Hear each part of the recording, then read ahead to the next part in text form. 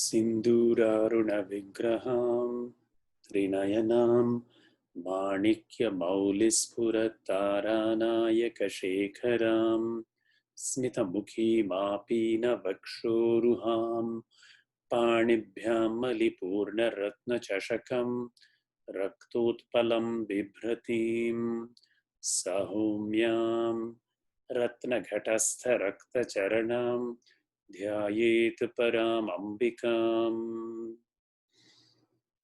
ॐ ध्यायेन्नित्यं महेशं रजतगिरिनिभं चारुचन्द्रावतंसं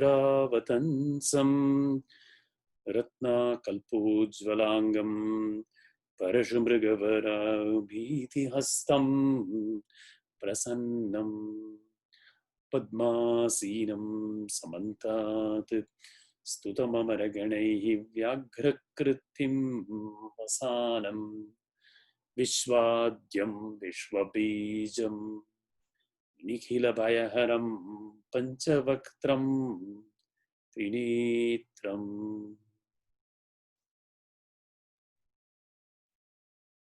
ॐ नारायणं नमस्कृत्य नरं चैव नरोत्तमं देवीं सरस्वतीं व्यासं ततो जयमुदीरयेत्। गुरुर्ब्रह्मा गुरुर्विष्णुः गुरुर्देवो महेश्वरः गुरुः साक्षात् परं ब्रह्म तस्मै श्री गुरवे नमः। ॐ श्रुतिस्मृतिपुराणानाम् आलयं करुणालयं नमामि भगवत्पादं शङ्करं लोकशङ्करम्। ॐ सहनाववतु सहनौ भुनक्तु सह वीर्यं करवावहै तेजस्विनावधीतमस्तु मा विद्विषावहै। ॐ शान्ति शान्ति शान्तिः।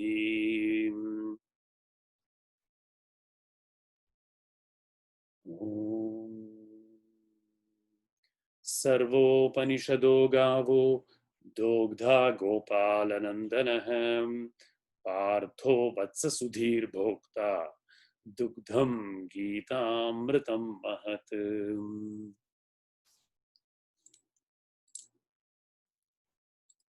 धृतराष्ट्र उवाच धर्मक्षेत्रे कुरुक्षेत्रे समवेतायुयुत्सवः मामकाः पाण्डवाश्चैव किमकुर्वत सञ्जय। श्रीभगवानुवाच क्लैब्यं मास्मगमः पार्थ नैतत्त्वय्युपपद्यते क्षुद्रं हृदय दौर्बल्यं त्यक्त्वोत्तिष्ठ परन्तप। यदा यदा हि धर्मस्य ग्लानिर्भवति भारत अभ्युत्थानमधर्मस्य तदात्मानं सृजाम्यहम्।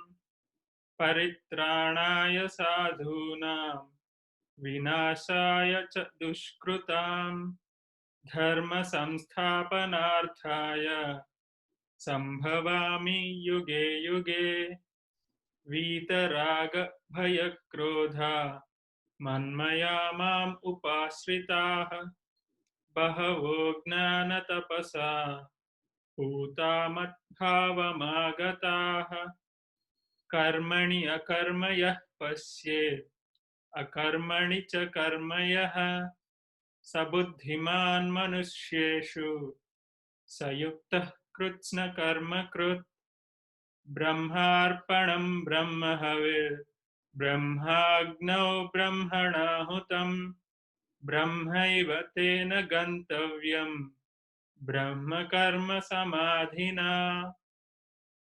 श्रेयान् द्रव्यात् यज्ञात् ज्ञानयज्ञः परन्तप सर्वं कर्म अखिलं पार्थ ज्ञाने परिसमाप्यते। तत्विद्धि प्रणिपातेन परिप्रश्नेन सेवया उपदेक्ष्यन्ति ते ज्ञानं ज्ञाननिः तत्त्वदर्शिनः यज्ञात्वा न पुनर्मोहम् एवं यास्यसि पाण्डव येन भूतान्यशेषेण द्रक्ष्यसि आत्मनि अथो मयि तस्मात् अज्ञानसम्भूतं हृत्स्थं ज्ञानासीनात्मनः चित्वैनं संशयं योगम् आतिष्ठोत्तिष्ठ भारत न कर्तृत्वं न कर्माणि लोकस्य सृजति प्रभुः न कर्मफलसंयोगं स्वभावस्तु प्रवर्तते नादत्ते कस्यचित् पापं न चैवं सुकृतं विभुः अज्ञानेनावृतं ज्ञानं तेन मुह्यन्ति जन्तवः ये हि संस्पर्शजा भोगा दुःखयोनय एव ते आद्यन्तवन्तः कौन्तेय न तेषु रमते बुधः.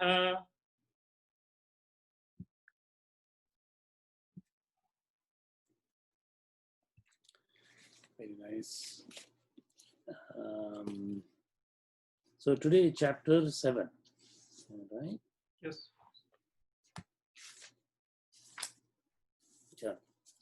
Saptamo Adhyaya. Chapter 7, the Yoga of Knowledge and Realization. This is called Jnana Vijnana.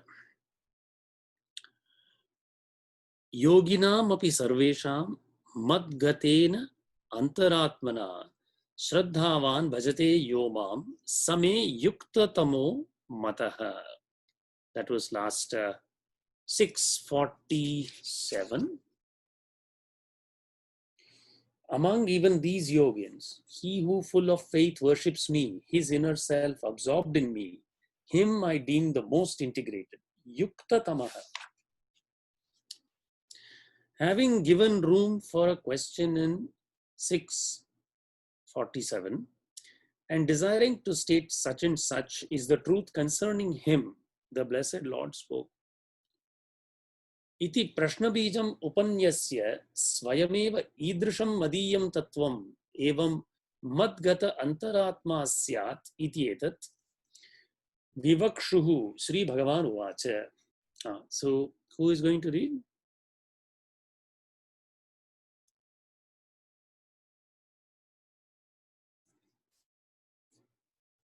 I can go. Please.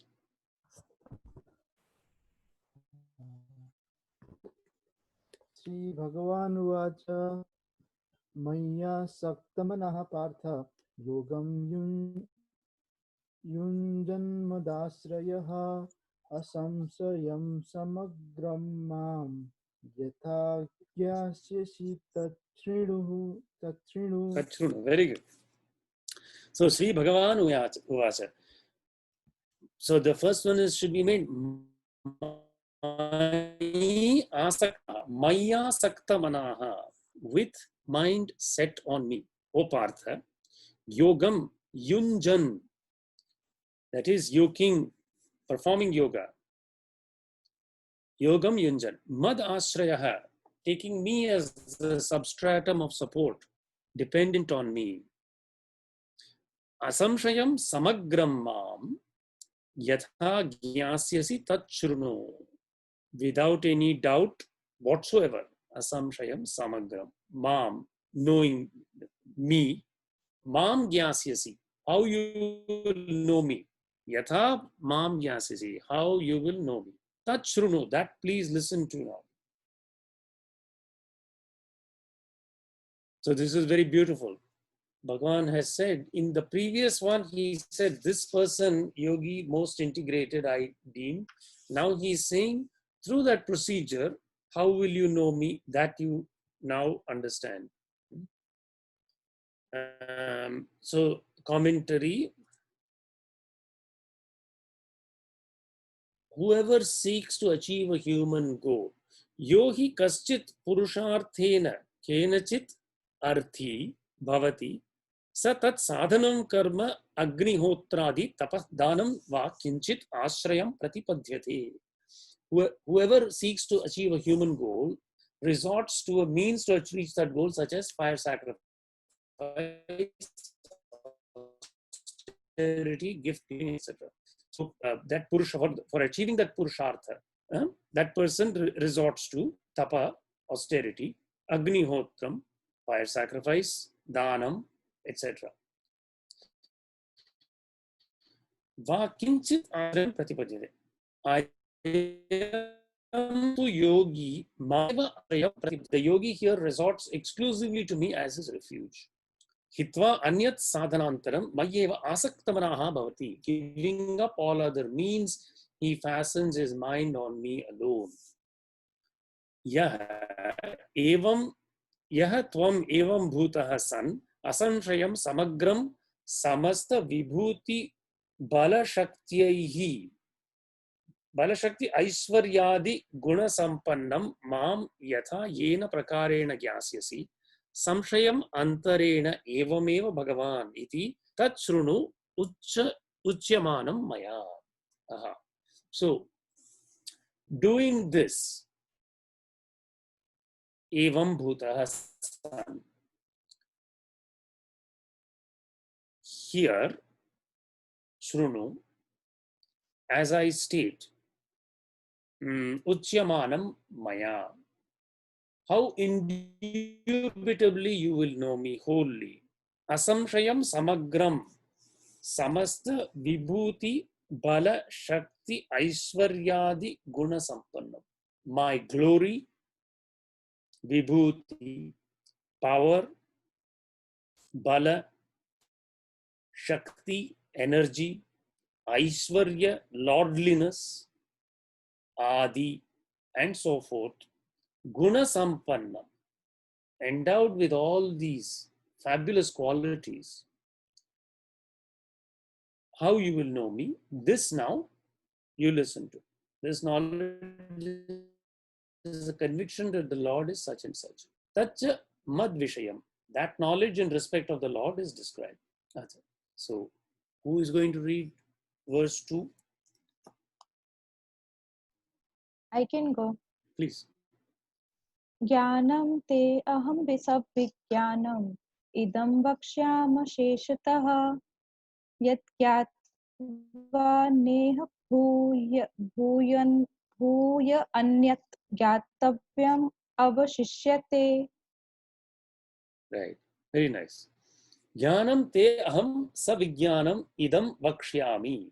I will tell you about knowledge and realization. Asheshataha, without anything left behind. That is exhaustively, comprehensively. Yan yatva, knowing which, na iha bhuyaha anyat gyatavyam avashishyate. Having known this, there will be nothing more to be known. No college or university in the world gives you this guarantee. So, job security of higher education is maintained by telling you have one more course to take. So, only somebody who has no worry about their job security will tell you, I'll tell you everything that you need to know, right? Anyway, so this Jnana Vijnana is an interesting and experiential concept. So Jnana is literally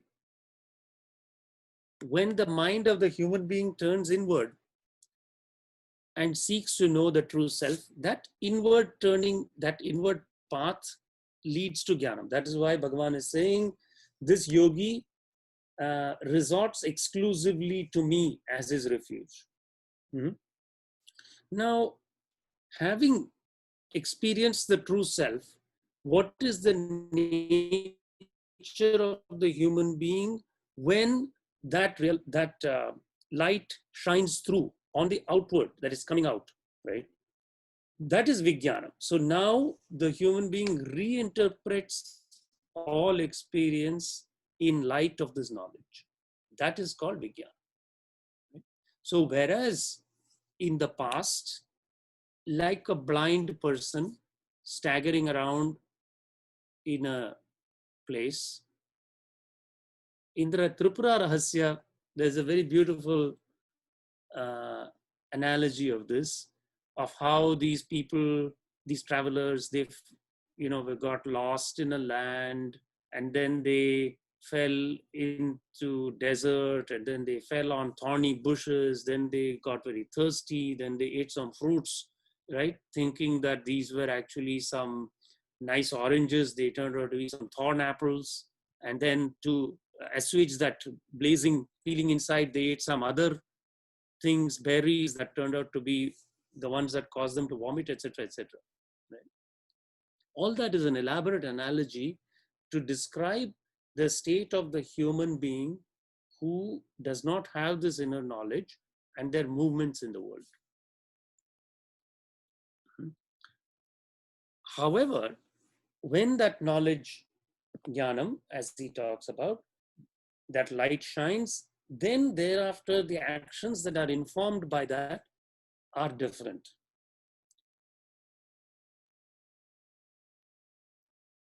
That is the description he is going to give now, Bhagavan. So, katham iti. So, let us say there's a little bit of a commentary. Jnana iti.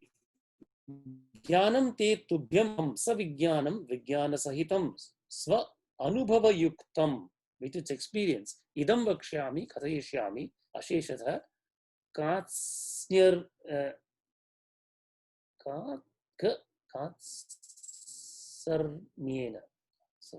katsarnyena tat jnanam vivakshitam sauti srotuhu abhimukhi karanaya. In order to secure the attention of the listener, the Lord extols that knowledge. Yat jnatvat yat jnanam jnatva na iha bhuyah punah anyat jnatavyam purushartha sadhanam avashishyate na avashishtam bhavati iti mat tvagyo yaha sa sarvagyo bhavati iti artha. The idea is that one who knows the truth about the Lord becomes omniscient. Ato vishishta phalatvat durlabhataram jnanam. Yielding excellent fruit, this knowledge is extremely rare. So this is an important point. As I said, it is not the knowledge that is gained in universities and colleges, but it is that knowledge which yields sarvagyaha. And because it yields this vishishta phala, it is naturally also durlabhatara. Not only hard, it is harder, extremely rare. Katham iti uchyate. How is that? How so? Listen. Now, number 3, please. I can go. Manushyanam sahastreshu kaschidhyatati siddhaye yatutamapi siddhanam kaschinmam vetti tattvataha. Very nice. Manushyanam sahasreshu, among thousands of men, kaschid yatati siddhaye. A rare one man tries for siddhi. Yatatam api siddhanam, among those who strive also, only one, kaschin mam veti tattvata, comes to know me in truth. So this is like that ppm, parts per million. Right? So that is what Bhagavan is saying. Manushyanam iti, etc. Among men, one in many thousands strives to win. Manushyanam madhya sahasreshu anekeshu kaschit yatati prayatnam karoti siddhaye siddhyartham. Tesham yatatam api siddhanam siddhaha evahi te ye mokshaya yatante. Those who strive for liberation. Tesham kaschit evahi mam veti tattvataha yathavat. Only one rare soul indeed comes to know me in truth. Shrotaram prarochanena abhimukhi krityaha. Having secured the listener's attention by exciting his interest. Rochana is interesting. Rochano Rochamana will come in the Shobano Shobamana. So, having secured the listener Srotaram's interest, Abhimukhi Kritya Aha. Now the Lord says, number 4.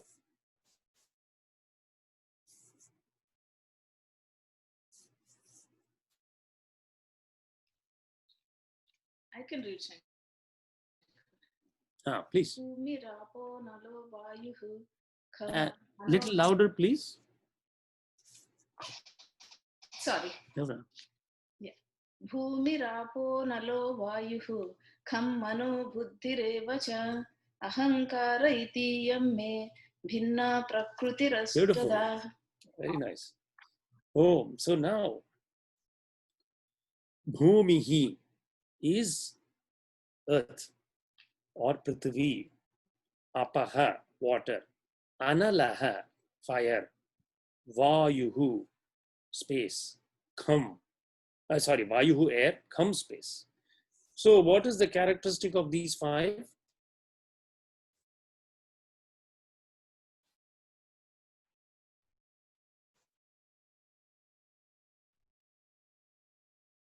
Why these 5?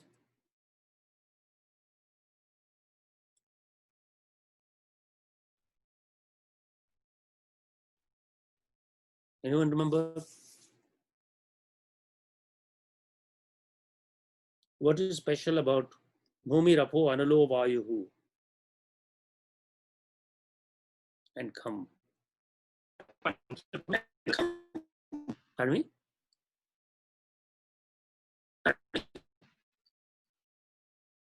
Oh, sorry, the audio is... sorry, audio is getting a bit scrambled. Is it Yogindri?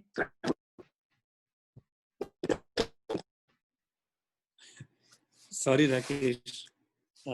I'm not able to hear at this end. I don't know if others are. I think it's a problem at Rakesh. Yeah. Anyway, are you able to hear me, or you're all able to hear me?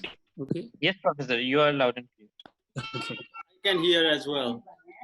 Very good. So these are obviously the objects of the senses, right? So for the 5 Jnanendriyas,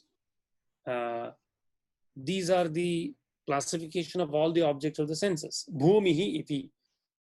Bhumihi iti prithvi tanmatram uchyate. Right? So in Bhagavan's Shankaracharya's Panchikaranam, this is explained. So the Ghrana sense ruled by the Ashvin, 2 Ashvins. The Gandha Tanmatra is Prithvi, the Tanmatra corresponding to smell.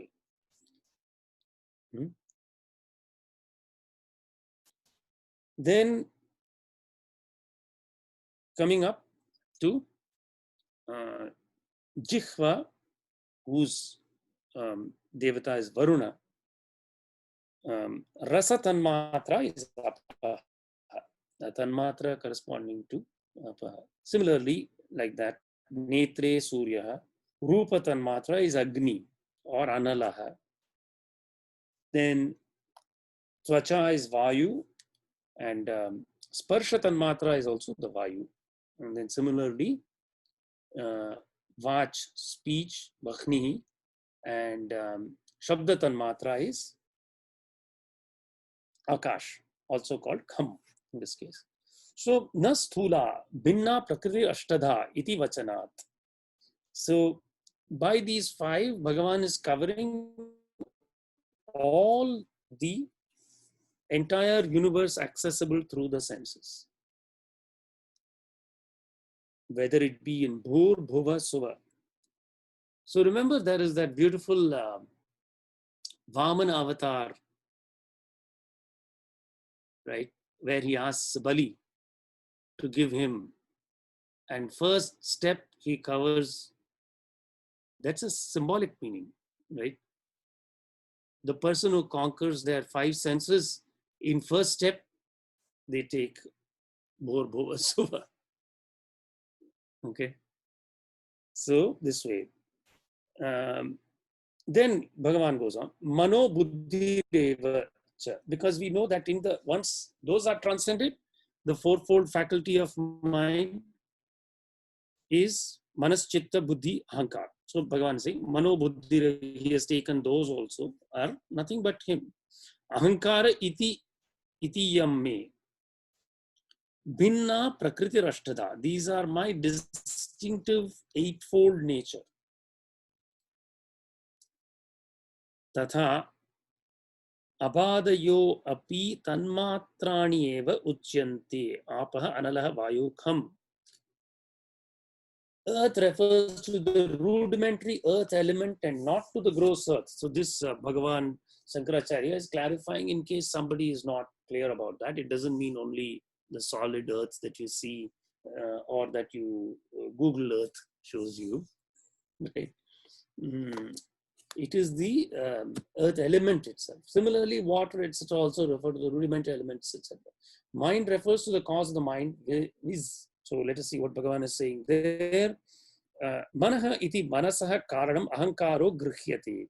Buddhi iti ahankara karanam mahat tattvam. So this is mahat. So mahat is the cosmic equivalent of the antakarana. So what we call antakarana, inner instrument in the pindanda, is called mahat when viewed from the brahmanda. It is the aggregate mind. Then he says buddhihi iti mahat. Okay, ahankara iti avidya samyuktam avyaktam. Now again, but he's very right here. Here he's saying that the ego sense is in the verse is the unmanifest cum niscience. So what from the cosmic sense is called Maya is avidya for the individual. When the individual conquers avidya, then they are able to see through Bhagavan's Maya. Right? So this is, and the root to that here he says is the ahankara. The latter is so styled even as food mixed with poison may be called poison. Yatha vishaya samyuktam annam visham iti uchyate evam ahankara vasanat avyaktam moola karanam ahankara iti uchyate. The root cause, the unmanifest, avyakta, that which is not manifested yet, impelled by the impressions of the ego sense, is styled the ego sense. Since the ego sense is what causes activity, pravartakatvat ahankarasya. Pravartaka, the one that creates this activity. Ahankara eva hi sarvasya pravritti bijam drishtam loke. In this world, the seed of activity everywhere is observed to be the ego sense. Itiyam, so itiyam yathokta prakriti, this nature of mind, me mama aishvari maya shakti ashtadha bhinna bhedam agata. So again, just echoing what I was just saying, is that this is Bhagavan's Maya Shakti, which is perceived clearly when the individual conquers their avidya. Now, number 5. I can go. Please.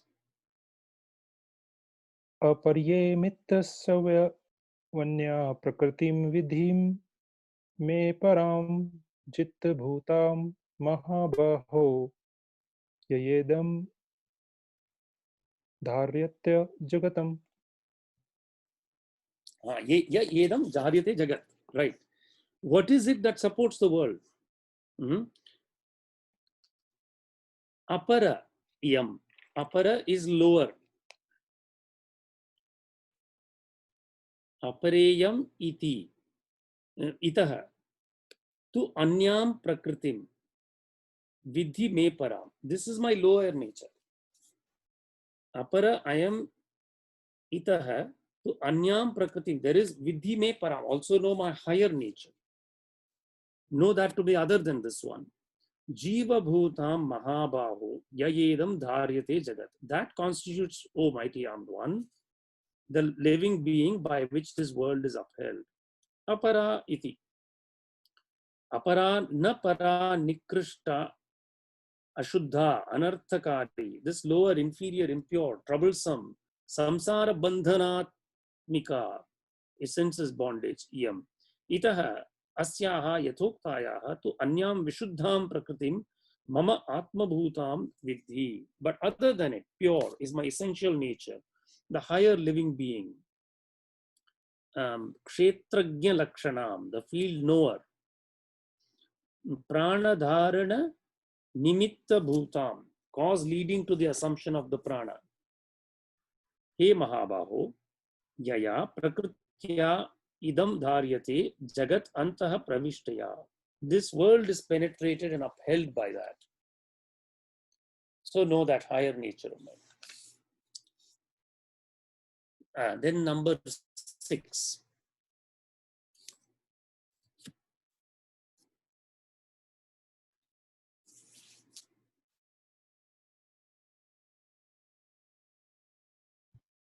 I can go. Please. एतद्योनिनि भूतानि सर्वाणीत्युपधारय अहं कृत्स्नस्य जगतः प्रभवः प्रलयस्तथा. Etad yonini, these are the yonis, the wombs. Know all beings to be born of this my dual nature. Etad yonini bhutani, of all the beings, these are the source. Sarvani iti upadharaya. Aham kritsnasya jagataha. I am the source of the entire world. Prabhavaha pralayaha tatha. As well as that into which it is dissolved.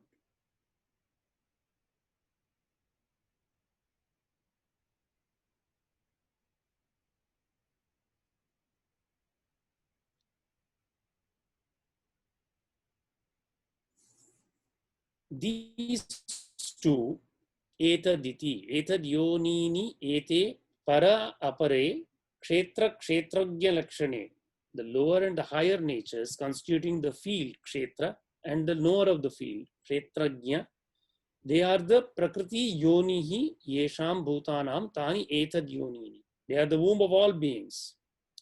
Sarvani iti evam upadhare janihi. So do know this. Yasmat mama prakriti yonihi. Such being the case, the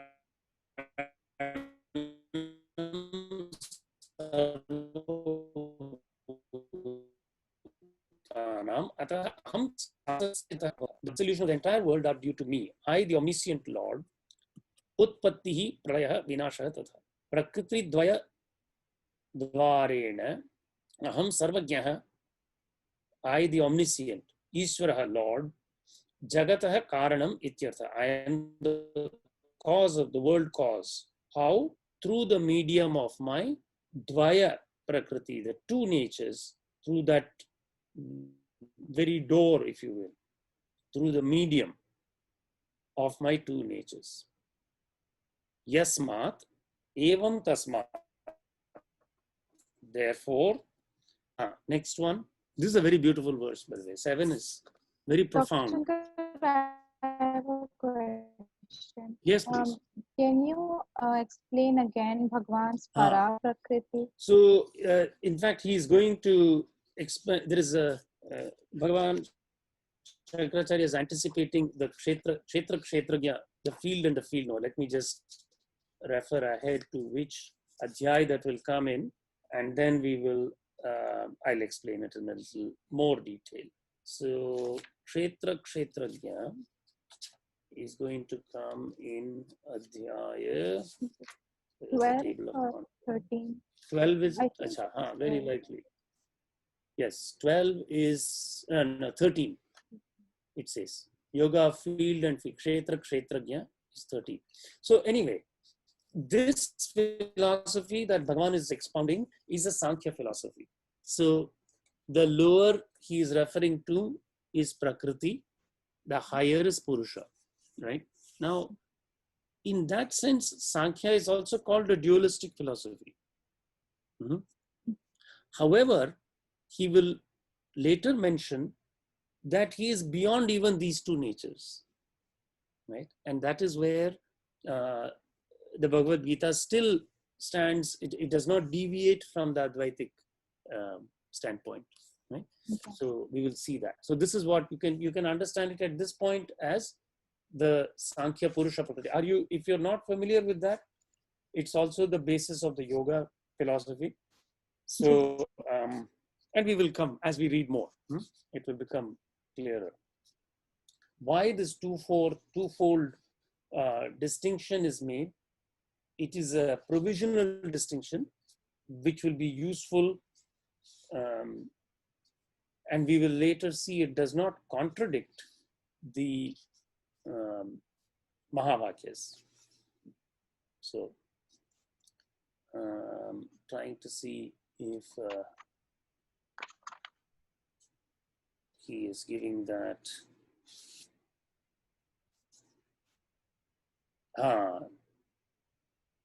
Yes. Yeah, he will talk a little bit more about this. So, acha. So now 7 is very beautiful verse. Who is going to read? I can read. Huh. Mattah parataram nyayat kinchit asti dhananjaya mai sarvamidam protam sutre manigana iva. Mattah parataram nanyat kinchidasti dhananjaya mai sarvamidam protam sutre manigana iva. Mattah parataram na anyat. Beyond me. Parameshwarat parataram. Anyat nasti. There is nothing beyond. So it's complete. His presence is complete. There is nothing beyond that. Dhananjaya, oh Dhananjaya.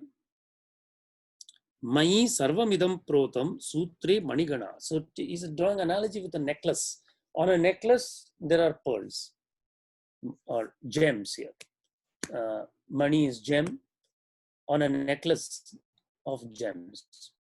So this is a very important analogy that many people don't realize. So I will dwell on it a little bit. And then the next sequence of verses, let's pick up probably next time, because they form a nice sequence. We can, I think they will be better taken up together. So let's understand this verse, what he's saying.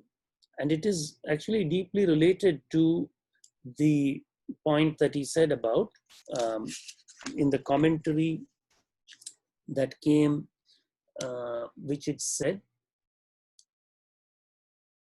there was a pranadharana nimitta bhuta.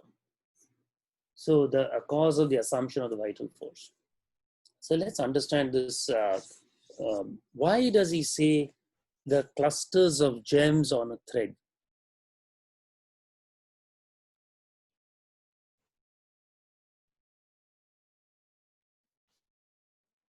So let's examine our physical body. Okay, where does this physical body come from?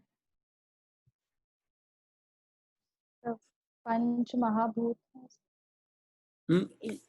Yes, but in a more conventional sense, where did it come from?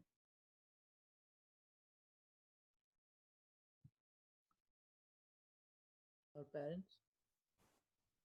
We are all born from a womb, right? Yeah. Oh, We are born from a womb, right?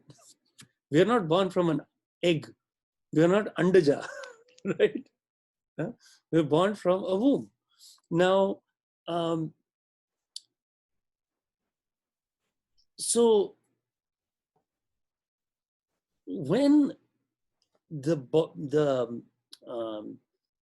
what we call this Garbhadhana samskar happens, right?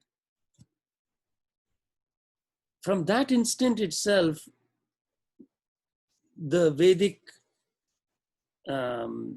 rishis, they recognize that there are some very important samskaras to be done so that the human being will recognize how this birth itself is happening. Okay. Now, there is a samskaram known as Seemantonayana samskaram. Does anybody know about this? No. Right. See, this is a problem, right? So, Shodesh samskar, we don't do these things so much. So, and the reason for it, the reason why we don't do it is nobody has explained to many people why it is important, right? And so when we are not explained something, then it falls off, right? Now, in some families, out of sheer just keeping the tradition up, it is done. Okay, so this normally it is done in the 7th or 8th month, I believe. Is that right, mother?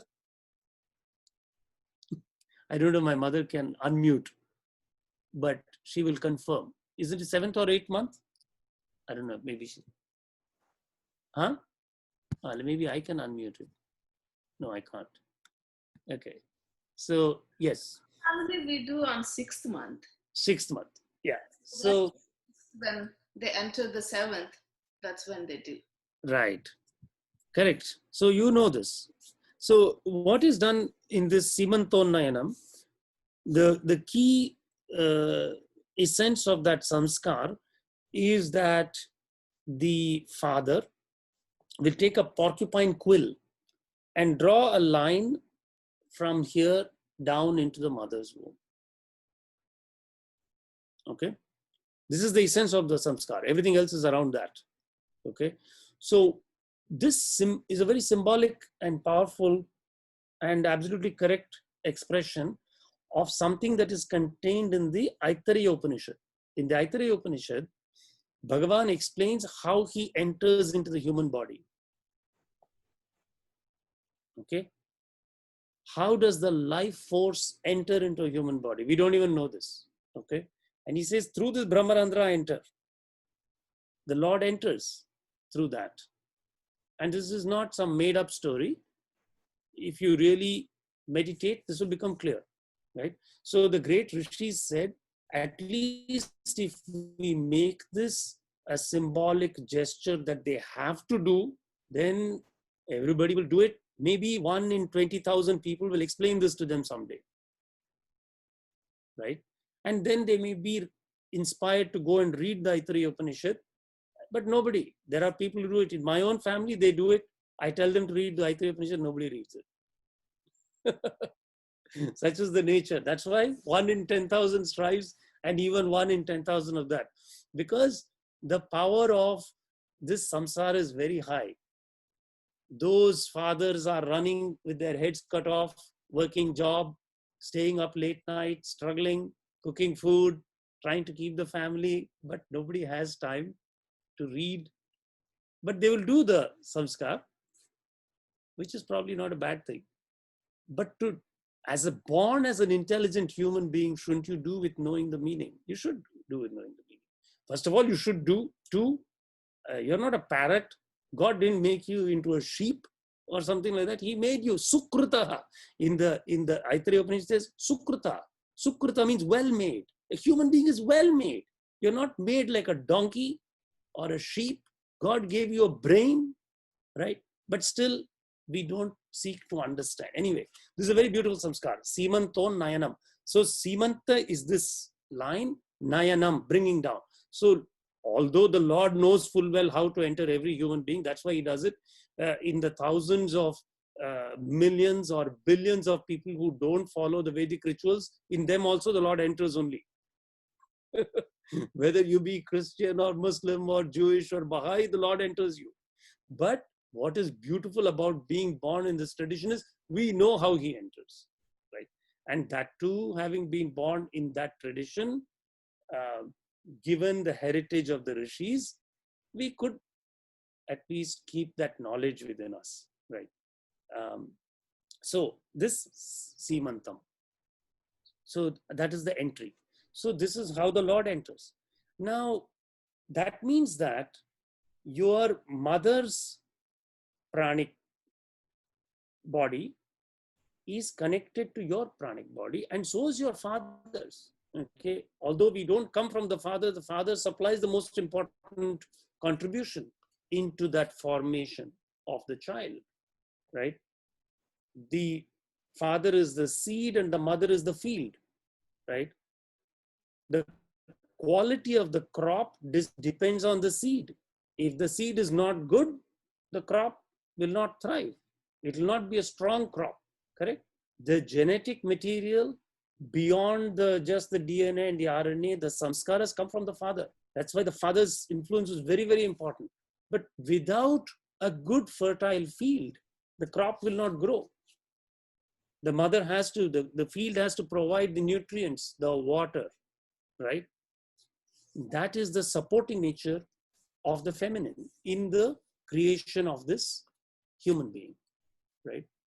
So if you think of these two strands, so there are two threads, and this being is created by the union of these two threads, right?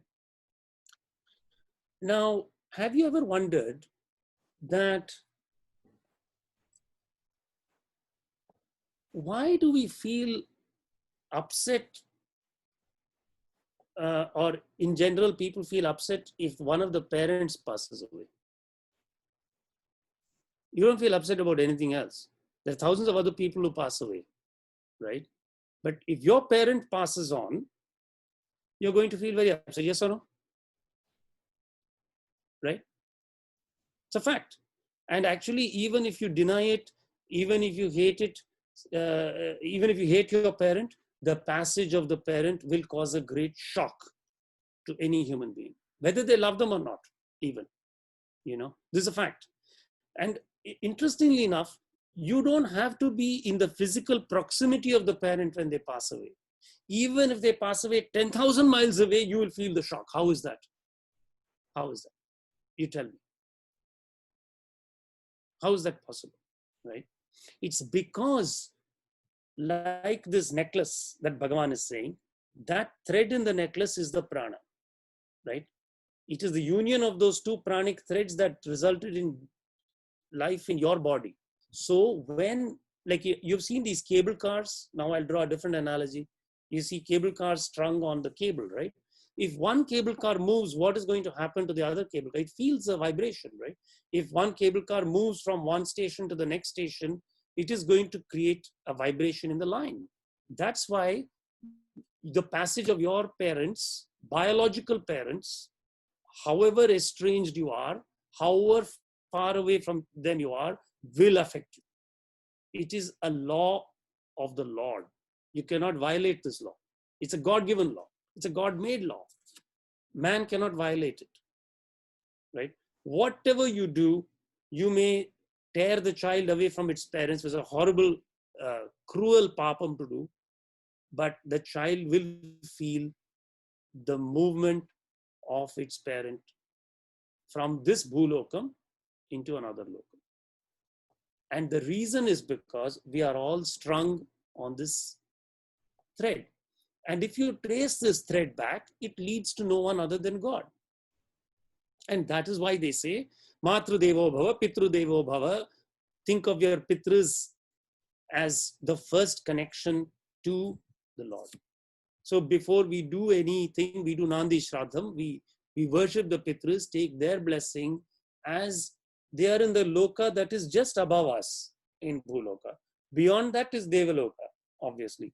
And then above that are all the Lokas of the Siddhas, right? Going up to Tavalo. And then beyond that is Satyaloka.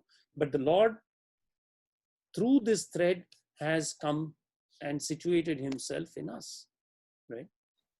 That is why this is such a powerful verse. Whenever people, they experience a bereavement of a parent, it's a very, very, very, at the pranic level, it is going to disturb them. And therefore, the mind and the prana are very deeply connected. So it takes time for the mind to settle down. And that is why the specific samskaras, what are called aparakriyas, are prescribed for the 13 days, which should be done with great shraddha, so that the mind can stabilize itself and deal properly with the various samskaras, and here I mean the thought traces that the parent has endowed in us, right? The most important mental traces that are present in us are the spiritual actions and activities and efforts of our parents. If we remember those, that will benefit our prosecution of the prarabdha karma in this innings on Bhulokam. So when we do the aparakriyas, we do it with a view to remember their good intentions, their good words, and their good actions. What we could not understand as good, or what was perceived as unpleasant words and actions, we just discard. That is part of being human. Nobody is perfect, right? If that is done, then the benefit and the blessing and the grace of the Pitrus is obtained, and all other things are, there is no sort of continuing ignorance or negativity in that line. In that line, it is stopped at that level, right? So that is the reason why Bhagavan says, Mayi sarvamidam protam sutre manigana iva. So not just one family, all families are, and not only all families, but all animals and all living beings that have prana are strung on this thread. So that is his power, and it is also his Shakti, right? Through which this. So, Sir, I have a question about, so when you mentioned that after the passing away of parent, yeah, the karma done for 13 days, right? The Apari Kriya, right? Aparakriya, yes. Upper Kriya, and then so every year the Dasasradam, Yes. right? As a son, or depending on the culture, I'm not sure the real what Vedic culture is. So every year we supposed to do the Dasasradam, right? What I wonder the significance after every, it's almost like in our culture we like for 13 days, right? And then whole year there is a following almost a year using the white clothes, Yes. just wearing the white cloth for like a whole year. And then every year every month there is a masika. Yes. And so after that every year can you just quickly summarize the significance? Right. So 13 days is in that state. In the first 13 days immediately after the passing, the jiva is called a preta. Preta is he who has departed, he who has gone. That literally means that's what a preta is. This preta has to be joined up to Pitraloka. This is the thinking. Of course, if the jiva is a realized soul, there is no waiting. That person immediately dissolves into the infinite, right? So these instructions are given for us to follow, so that in case we have not realized, at least through these procedures, the mind will get cleansed, right? So Preta departed. This departed one has to be joined with the Pitra. That is done in something called Sapindi Karanam, which is done within the 13 days.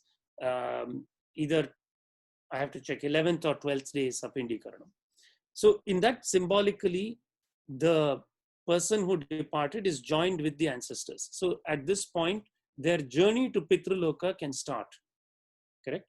Now remember, the time in Pitraloka is different reckoning than our time. So for instance, 1 month for us is 1 day for them. Mm-hmm. Correct? Mm-hmm. So this journey for them is going to take another 12 days in their time. right? And that is why we have all the Masika Karyams, what you call Masikam. For that year, every month you have to do, right? Typically, what this Pitra or the Preta needs is we offer water, which is, this offering of water is symbolically is consciousness. That is, we are directing our mental attention towards them, right? Second, we offer til. Til is actually the very samskaras, the very thoughts. And that's why I said when we offer the til, when we think of their spiritual activities, then we are actually offering the right offering to them, right? So this is the significance. So nowadays what people do is they do prayer meeting and they celebrate the good things, right? Nowadays that's what people do, which is the same thing actually, if you think about it, but it was done more formalized and with a deeper awareness in the Vedic ritual, which is that by offering water, I am directing my mental thoughts towards you, my consciousness. And by offering this til, I am offering those very samskaras, those thoughts, I'm cultivating those, right? Your prayers, your sadhana, right? All that will then come and accrue to you, right? So we do not neglect those things that they did. Their efforts are not wasted in any way for us. Then after the, so the 12 months, and then there is the Varshabdikam, the finishing of 1 year, right? So on the Tithi, the particular Tithi on which that departure happened, on that day again, we remember, right? So the year is a very important cycle because within the human body, the sun goes up and comes down in 1 year, right? Uttarayana, Dakshinayana. So as we go through this human body, what we are doing is literally we are just observing the movement of the sun and the moon within us. And every movement is an opportunity to further cleanse ourselves. So therefore, again, on the Tithi of the Pitras, we offer again to them a very special Shraddh. But of course, on any Amavasya day after the departure and there are 96 recommended Tarpanams that are to be done, where we satisfy the Pitras. Tarpanam literally means to satisfy, Tripti. By Tarpanam, one attains Tripti, satisfaction. And that is what is done in these, on Amavasya days, and the times of Chandra Grahanam, Surya Grahanam. There are 96 recommended, Mahalya, Paksha, etc. So those are all special times when the Pitras are accessible and they descend, accept the offerings and go back. So this is the idea. Did that help, Mahesh? Sure. Yeah. So anyway, those are the samskars and practices that we have, which serve to remind us again, not of anything scary, but of the God of Lord, right? That He is just coming to. He comes in many ways. He comes as our neighbor, father, mother, friend, and also as a Pitra, right? That's the idea. Acha. So long discussion, but today I think good place to stop. Next time onwards, we will see his vibhutis and his nature in various things.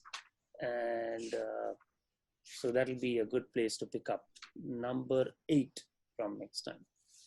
So any final comments, questions? Yes, I have one. Yes. In the third verse, I mean, I understand the first part of it where Bhagavan says that it is extremely rare for someone to aspire for perfection. Mm-hmm. But in the second half, Bhagavan says that even among those who are diligent and sincere, mm-hmm. very rarely people realize me in entirety. Right. But in the last chapter, there was this segment where Bhagavan says that there is no such thing as failure in yoga for those who are sincere. That's right. So, but he didn't say everybody is going to succeed at the same time. Right? Yeah, but here also he does not say anything about time, right? No, there is no failure in yoga in the sense that he says that even one who seeks to know about yoga transcends the 3 worlds, right? But you tell me from your own life experience, is there a contradiction in this verse? Do you see more than 1 in 10,000 or 1,000 striving? Which is why I said the first part is spot on, because Yes. rarely anyone strives. Yes. But among people who are sincere, Mm. I mean, only some very few go there. Mm. Is that the case?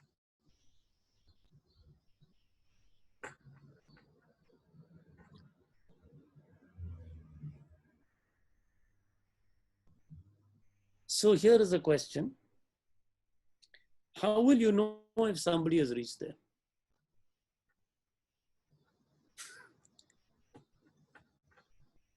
We can only know about ourselves, otherwise we don't know. Right. Right.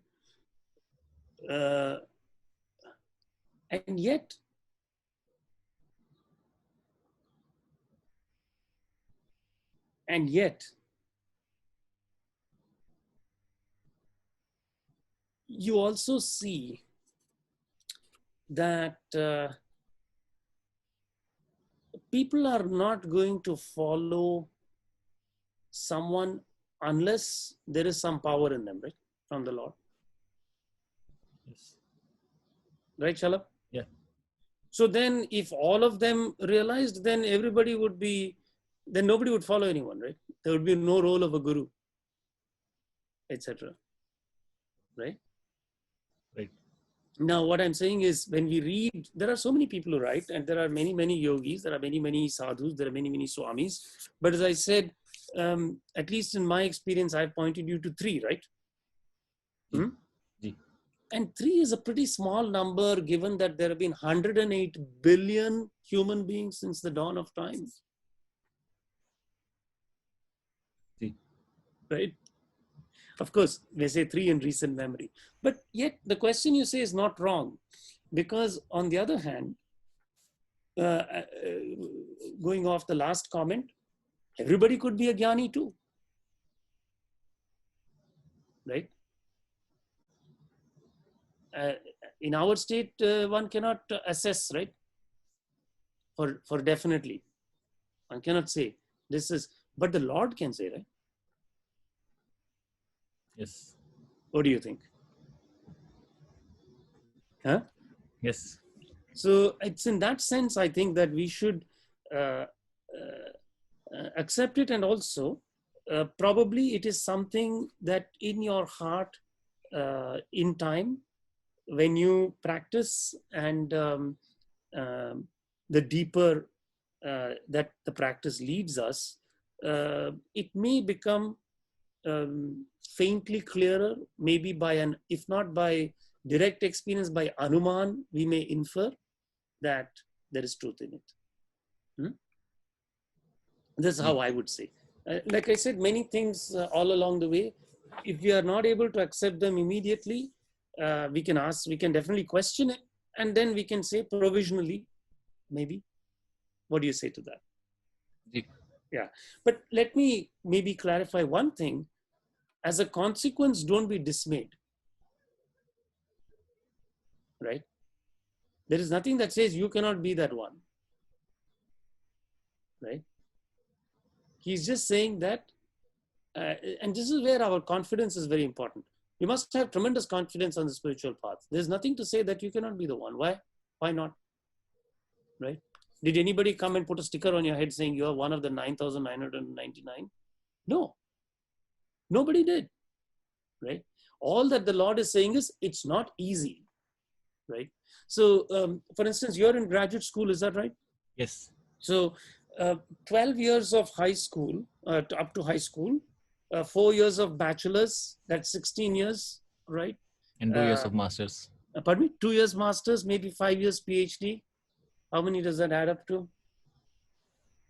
22 years of preparing for a knowledge which is not guaranteed to tell you everything, right? Yeah. Okay. So, I mean, one can apply a little ratio to say, okay, well, at least some effort probably, if not 22 years, who knows how many years, we don't know. But Bhagavan is merely saying that this is a rare thing. It's not very common. but he's not saying the door is shut to anyone. How is that? Right? So here is the beauty of it.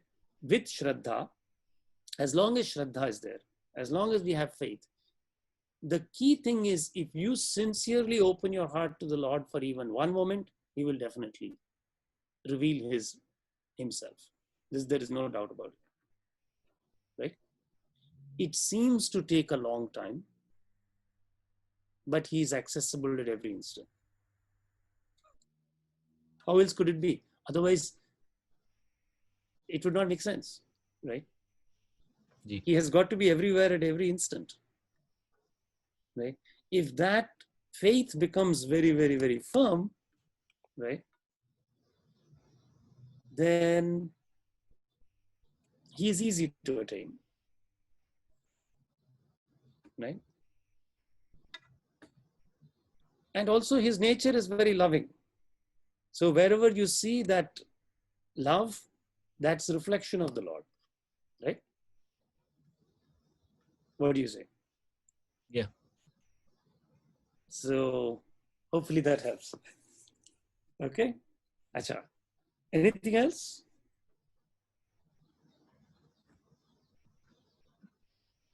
Shall we say Shanti Mantram and then, huh? Okay, very good. Om Tachamyora Vrunimahe Gatum Yajnaya Gatum Yajnapataye Daivihi Swastirastunaham Swastirmanushebhyaham Urdhvam Jigatu Bheshajam Shanno Astu Dvipadehe Sham Chatushpade Om Shanti Shanti Shanti